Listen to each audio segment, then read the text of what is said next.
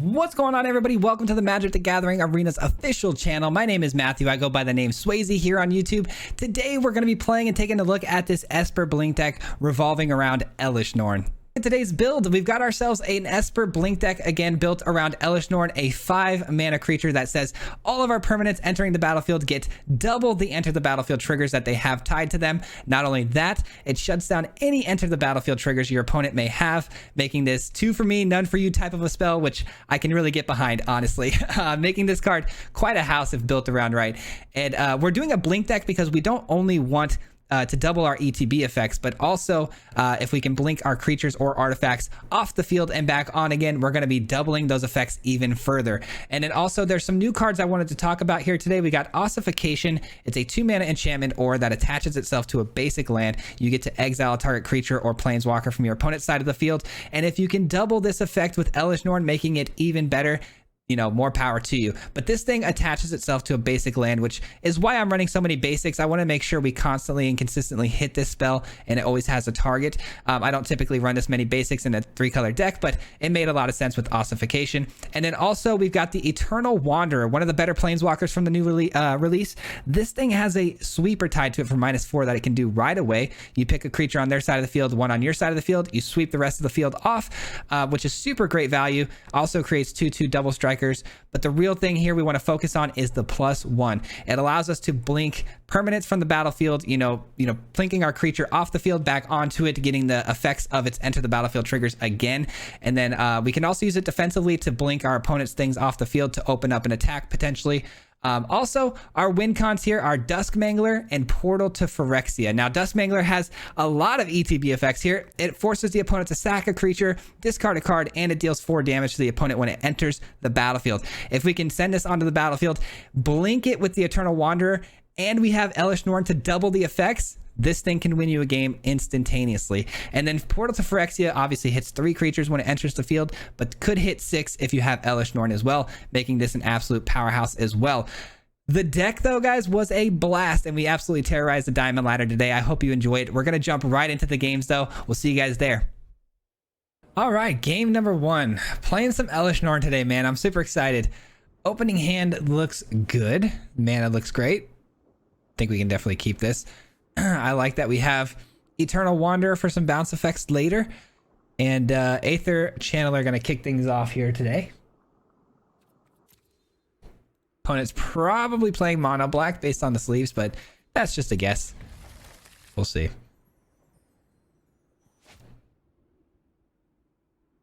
Going second's always a little bit tricky, but in this case, I think we've got a pretty solid hand. I think we're going to be all right. Aether Channeler can also bounce some things back to the opponent's hand to slow up their tempo a little bit. Ooh, some Esper. Fellow Esper player, okay. Now, are we a legendary tribal deck, or are we looking to do some refined mid-range stuff? We'll have to find out, but turn 2 hopefully should tell us a little bit more. Okay, definitely told us a little bit more. Looking at more of a 5-color deck potentially here. No red yet, though. This could just be 4 colors, and we're trying to do 8 tracks, or yeah, I don't know. We'll see. Gwenna. All right, Gwenna's a big mana dump for the opponent here. I definitely think that's worth sending back to their hand. We'll return that back to their hand, make them recast it. It's a 3-mana spell, and again, it just ramps them into some really big nonsense too fast. So we're gonna slow them down a little bit here, and then Urtai can hopefully counter the next thing they want to play. And then after that, we're in Elesh Norn territory, which is a good place to be. All right, no attacks, just pass the turn here. Gonna have to take some damage though on the Urtai, which is totally fine, but if the opponent's some sort of beatdown deck, which looks like they might be, could get tricky. Okay, so they are legendary tribal. Is this a human? It's not. Okay, so with this not being a human, I don't think this is a Joda deck, but you never really know. Definitely can't have Jetmir coming down on the battlefield, can we? So we counter the Jetmir. They do draw a card, but it's fine. Gwenna's been tapped, but it untaps itself. So So now that leaves them a chance to cast another spell. I do have some exiling effects that hopefully with Elesh Norn maybe coming down next turn. If I hit a land, we can start exiling some things at a pretty high rate. Not to mention Eternal Wanderer is great because of the sweeper effect. On the sweeper effect here, it's actually each player sacrifices creatures, not destroys. So the Loyal Bodyguard gives indestructibility, but doesn't really matter with the Wanderer. So we're just hoping for lands, essentially. That's what we're looking for. No blocks, because we can blink Urtai, bringing it back as a 4/3 body, and making some blocks here. Let's do Spirited Companion. I want to make sure we hit a land drop. I think getting to the Wanderer on curve is going to be a lot more important than anything. Nice. Worst comes to worst, we have Elesh Norn next turn. And I can also, like I said, just blink the Urtai here to kill something. Bodyguard, again, though, sacrifices itself to give their legendary creatures indestructibility. Not to mention Plaza of Heroes, if they're untapped, can do the same sort of effect. So, got to keep that in mind.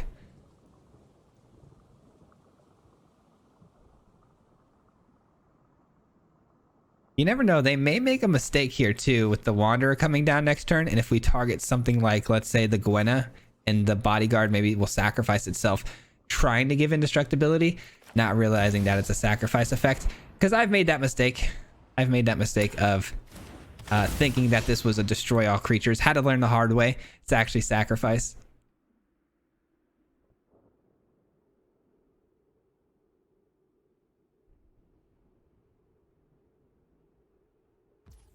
All right, no other plays from the opponent here. Do we want to blink Urtai, or are we good? Oh, they don't even attack. Okay. They don't even attack. Let's go. We find the land drop that we're looking for here. This needs at least 3 mana to tap, so this will be a good play for us. And there's the sweep. Unfortunately, the opponent gives up a little early, unable to showcase the Eternal Wanderer too much there, but we were definitely in a good spot because I was going to save the Channeler because it has the most sort of effects for us to take advantage of. And then we were going to start blinking it next turn with the Elesh Norn, and it would have been really good. So, GG's. All right, game number 2. We get to go first this time. Let's go. The hand, though. Yikes, that's not it. This is also pretty sketchy, but we do have the Spirited Companion. Hopefully, that'll get us where we need to go with the mana. If not, Planar Incision can also blink it to draw us even more cards. So at least we have a chance here to curve out. And if we can just make it to the Might Stone, Weak Stone to draw more cards, we'll be in good shape. Reckoner Raid to kick things off here. Gonna have to take some more damage off the Spirited Companion. I am glad we found a land, though, regardless if it's a pain land or not. And what do we got? Ooh, a Proliferate Rat, huh? Okay. Is there any reason for us to blink this right here and now? Probably not. Are we too afraid of the toxic mechanic here from the opponent? I also don't think that's that relevant, if I'm being honest. I don't think they're gonna, if they're mono black, there's not gonna be a whole lot of toxic going on. So allowing this to get through is okay by me. All right. Another Touch of the Spirit Realm is pretty good, but I don't really want to see those until I get an Elesh Norn down. Elesh Norn's kind of the key piece here that we want to see. We are in range now of Shieldred. I would imagine that's going to be the card they play next. Or not. Okay. Well, with them not playing Shieldred, I could just play the Urtai and kill both of these. They would draw a card, obviously. And that would still leave me the Might Stone, Weak Stone to kill the Shieldred if they do drop it down. I would have to find another land for that to happen, but I think this is fine. I don't love it. It doesn't feel great, but again, I can blink it too with all 3 of these, which means some more ways to kill some stuff. So let's destroy this. They draw a card.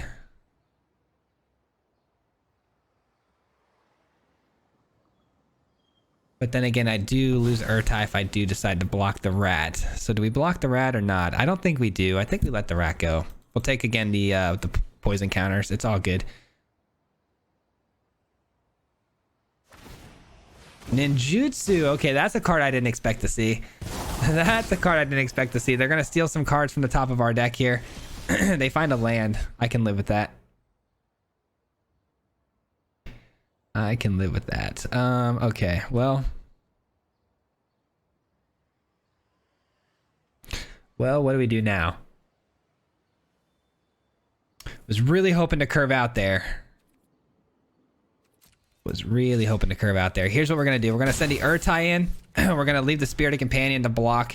Also, Planar Incision. Can blink it back in and out of the field. So I've got a decision to make here. Oh, is this a full-on rat deck? I'm just starting to realize that. It's rat tribal. Okay. Interesting.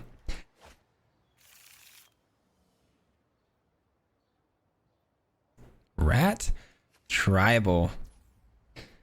All right. So I've got a decision to make. Oh, they're not going to attack. Never mind. Not much of a decision to make. Okay.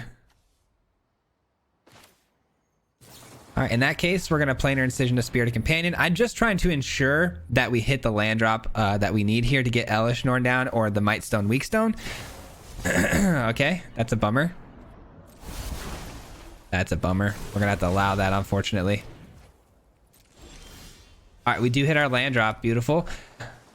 Are we worried about Elesh Norn being removed here? They've got 2 cards in hand. We know that they're running these proliferate removal spells, so Drown and Drown doesn't cut it. So I think we're fine to run this, honestly. I think it's going to be safe. We're taking a bit of a gamble on that, but I'm willing to take that gamble.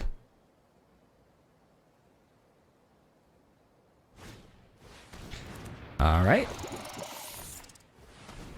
Tribute. Okay, Tribute goes with a rat on my side, but they get those back later. Okay. And now Elesh Norn's going double down on all of our ETBs, and this is where things get extremely fun for us. So we're gonna kill some stuff here. Oh, they cut down on the Urtai. That's fine. We're gonna kill some stuff here, and we're gonna draw some cards. Let's kill you. Let's kill you. We get some lands. I'll take it. And the Spirit Realm is ready to go. Only for its blink mechanic, though, which isn't the worst thing in the world. Let's do it. Let's blink this. And then on the end step, we'll draw 2 more cards. I like that a lot. And this does have Vigilance, and I don't want this rat to survive, so by all means. All right, they proliferate us to 3.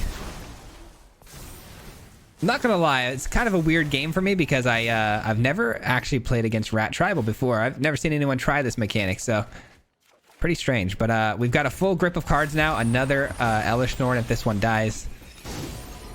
This has no... Oh, we shut down the ETB on this. I didn't realize that was an ETB effect. When it comes in, they steal the rats back to themselves. But in this case, they don't.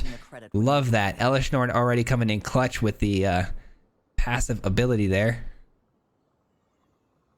And then next turn, oh, they scoop it up. Unfortunate, because next turn we were going to have a lot of fun with the Eternal Wanderer. We were going to actually end up blinking the Might Stone, Weak Stone again, and we were going to actually end up killing both of their creatures with the -5/-5. And then because we have the rats, Liliana's ability to -2 is completely negated. So Elesh Norn, so good. All right, here we go. Going first, and we've got Spirited Companion with some good mana, some really expensive things, but if we can get there, that's really nice to have in the hand. We haven't got the opportunity yet to blink a Duskmangler or a Portal to Phyrexia, which is pretty bonkers. I still want to give it up to that last opponent, man. They were on their way to Mythic there with such a cool and unique deck, so that was a fun game there. All right. We're not exactly drawing phenomenally, but we don't necessarily need to. The opponent's off to a slowish start. This thing is just going to take some time to get bigger. Okay, not so slow start. All right, this has Ward 2. All right, unable to deal with it right away. It's going to take a few turns before we can. We're going to decline this. And my turn. Yeah, it's going to take a little bit before we can deal with that. Because if we play out the Touch of the Spirit Realm, we can't hit it because of its Ward 2. So we're going to just pass the turn here. Unable to play Planar Incision makes things also pretty difficult. Do we tap this?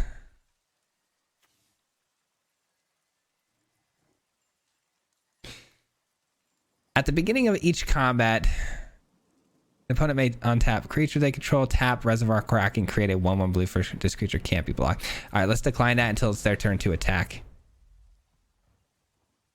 Want to make sure we do that on the right time, because if I tap that there, I believe they're just going to untap and attack us anyways.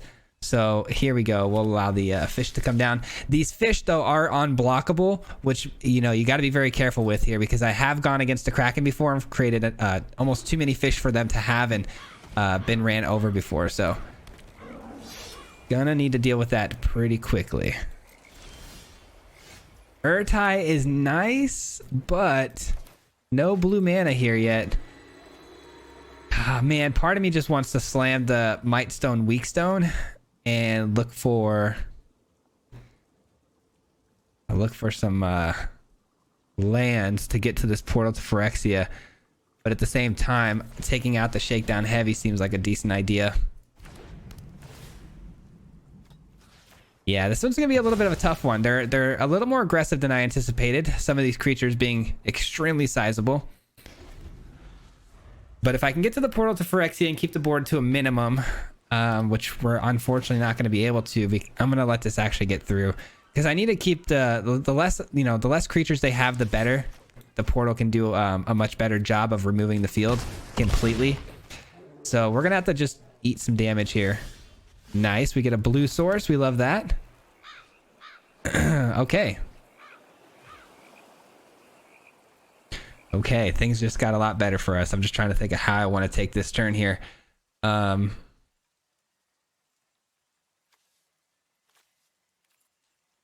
Probably just do the Touch of the Spirit Realm here.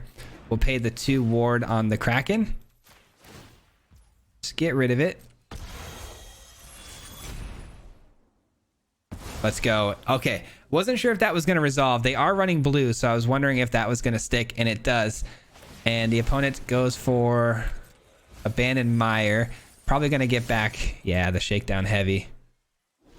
Which again, if, you know, takes care of easily with the portal to Phyrexia if I can just get it down. Ooh, Toxrill is quite the card, man. We're going to put a stop here.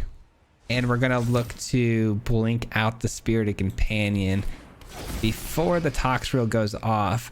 I still think the Toxrill's -1/1 is going to go on the stack, though. So there's really no avoiding that. But the Spirited Companion at least will be a 2/2. And it won't die right away. And hopefully we can handle the Toxrill before it dies. Alright, give me a land. Elesh Norn. I mean, that's a nice consolation prize, but not quite what I needed. Again, I don't want Toxrill being able to take out our Spirited Companion here. So we'll destroy it. Once I can get this portal down next turn, we'll be able to start stealing things like their Toxrill, which will be very good for us. All right, we're in it, guys. We're in it. We got all the mana we need. We've got our best cards in hand that we could possibly ask for. We're in really good shape here. We just got to figure out a way. Ooh, okay. So hold on here. We got... I'd really like to get Elesh Norn in here to start doubling the effects.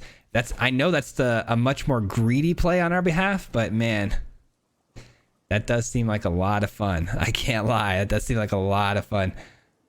But I think the portal's got to be the play, right? I can't be too greedy. Would have liked to get Elesh Norn down first, then portal, you know, to hit all their creatures the following turn. But it's all good. No attacks. No attacks. Hopefully we can untap one more time here without them conceding. Maybe we just... Ooh, that's got haste. Hold on. We're in trouble here, guys. All right. We take action. Allow that to untap. Taking 8. Yeah, probably have to. This has ward 4. Okay, this has ward 4. I am going to get a Toxrill, though, off of the portal to Phyrexia, which is phenomenal. Definitely going Elesh Norn here. And I have a good block now against the Rex, right? Because I've got both of these. This is only going to be a 7/7. I'm going to wait on this for now. And we're going to pass the turn. All right. I think we're good now. I think we're good with Elesh Norn on the field. Oh, that's tough. That is tough. A free spell every turn now. Hopefully they don't have a banger. Oh, they have a banger. Okay. Okay. That's good. Oh, it's actually shut down. I keep forgetting about Elesh Norn being able to... Oh, that's so good. Okay. Now I could blink my own stuff too with this Touch of the Spirit Realm with the artifacts and whatnot. Do we block that with Toxrill? I think we do, right? Things just got a little tricky here. I'm not going to lie to you guys, but the fact that we have Elesh Norn is really locking down the opponent at the moment, and I'm really digging that. All right, end turn. We'll grab the Toxrill again. And there's the scoop. Yeah, it was just a matter of time. I mean, we were really just collecting value every turn there that they couldn't keep up with.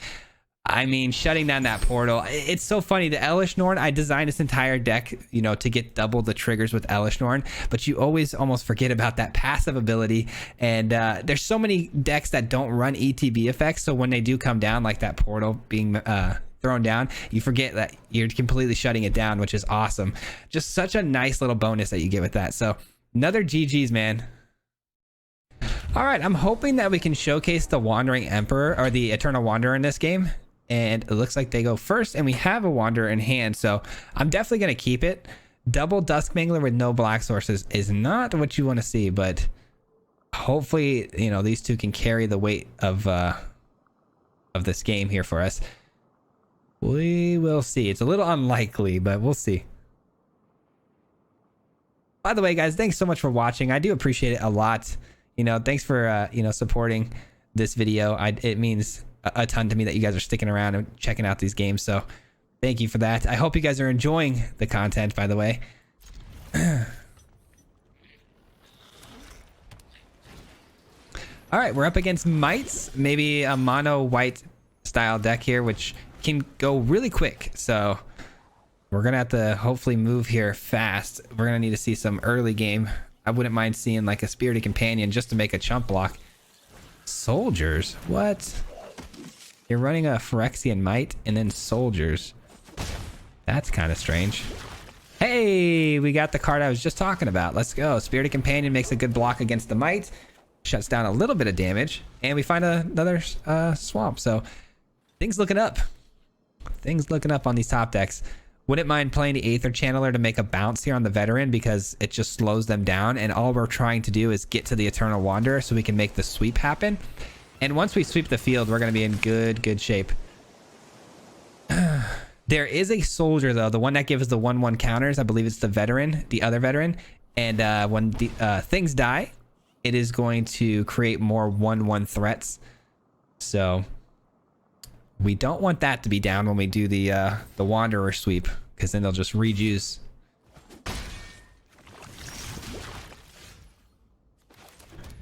Okay, Planar Incision's not bad, actually, because Planar Incision could bounce the Channeler next turn and send that back again. Again, we're just trying to slow the opponent down here. That's all we're trying to do. And chump block the best we can. The fact that this gives Toxic to things that it gives Hexproof to makes it that much better, that much harder to deal with.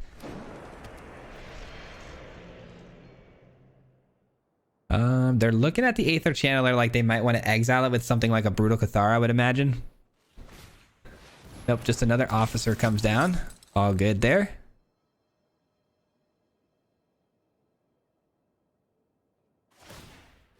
Giving Hexproof to blue, I would imagine. No, they choose white.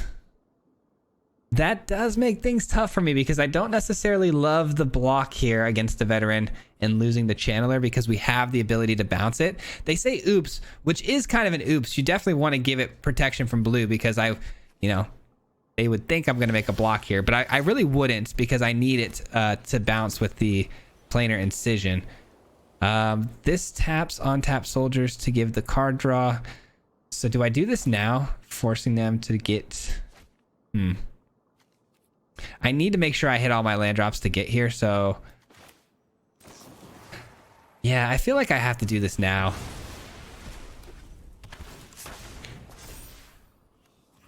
Keep sending it back. Keep sending it back.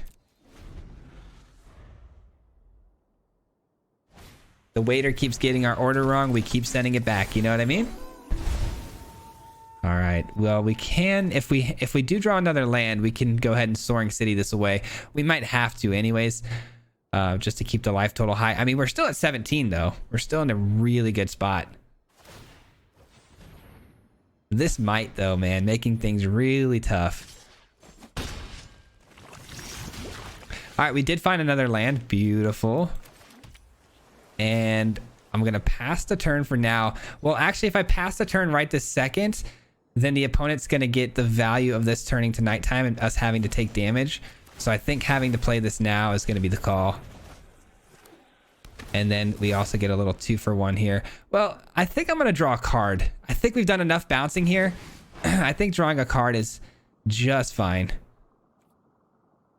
No attacks. And when I don't attack here, I don't really anticipate that we're going to block with the Spirited Companion, but I'm not attacking because it forces them to have to choose blue, and then I can maybe chump block with white. And of course, it's the veteran, man. The veteran's going to create those 1/1s like I said, but at least it's just the one veteran over here that's going to trigger that ability.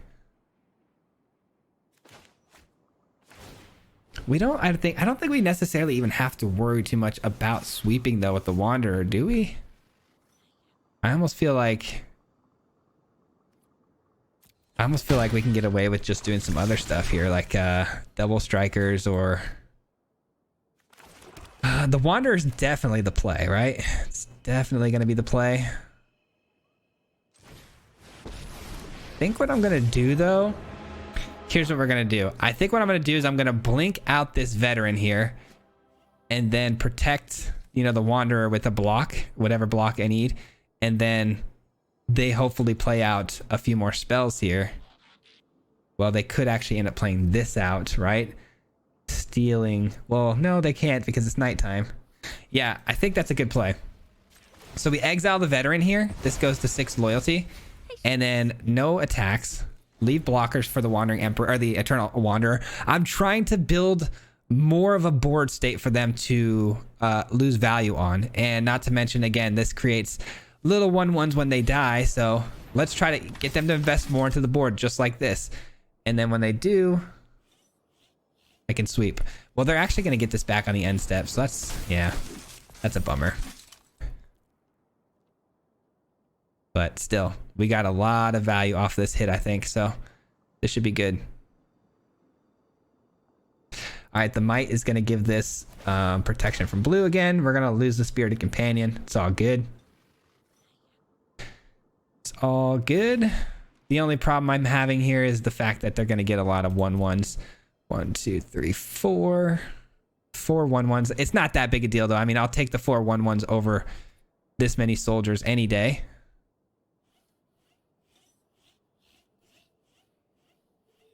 And also, the Eternal Wanderer is going to be able to do it, you know, that ability with the -4 loyalty. We don't actually have to invest any mana, which means we can follow it up with hopefully some good spells. All right. Here we go. You can keep live because I allow it. The Might. All right, here comes all the little 1/1s. No biggie. And Duskmangler is a fun card, especially if I can blink it every single turn with I can blink it every turn with the Eternal Wanderer. So I think I like that. They're gonna have to discard a card here. Now, keep in mind too, if they want to play, let's say, the Brutal Cathar to grab the Duskmangler, that's fine. I will blink it. I'll blink it with the I'll blink the Brutal Cathar with the Wanderer, which then will lead me to another Duskmangler play for free. And that's exactly what they're going to try to do. And so they have 3 attackers that can get through, though, to kill the Wanderer potentially here. Hopefully they don't do that. Hopefully the Might gives the protection. All right, the Might goes for protection, which honestly was the wrong move. Had they just attacked with all 3 of these, they could have killed the Eternal Wanderer, but they made a little bit of a mistake there trying to get one of them through.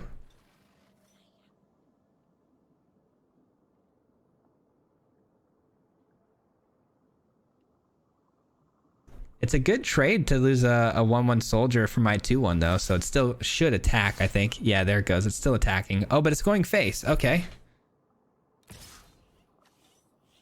Yeah, we let that through. So we actually get to keep our Aether Channeler after all. All right, so here's what we do. We bounce the Brutal Cathar. We get back a Dusk Mangler to repeat the process. They lose another soldier. They discard another card. They take 4 damage. And then do we go for another Dusk Mangler here, or do we, what do we do here? Seems like a pretty good idea. I mean, they're going to get this back, right, on their end step of next turn. Or no, this turn. They kill this. They take my Dusk Mangler. I have another one. That leaves 2 for 2. I think that's the play. I don't love discarding a card here. Hold on. Yeah, I'm going to have to, though. Dusk Mangler comes down. They sack the artifact 1/1. They discard another card from their hand. And they scoop it up. Yeah, they didn't want to see any more there, unfortunately. Would have been nice to keep going to see what we could do there. But, man, Dusk Mangler blinking is just so good, especially with the Wanderer. We didn't actually even get to do it if we did, you know, just +1 on my Manglers over and over again. Imagine Elesh Norn on the field right now, getting double triggers with the Mangler. Just crazy. GG. That'll conclude the games, guys. Again, my name was Matthew. I go by the name Swayze here on YouTube. Be sure to check out my channel for more content and decks just like that. Over on my channel, we post videos 5 days a week on standard. Also, if you guys enjoy content just like this, don't forget to give the video a like. Subscribing to the Magic the Gathering Arenas channel helps out a ton, and it's free for you to do. But that'll do it for me. I hope to see you guys again soon. Until next time, peace.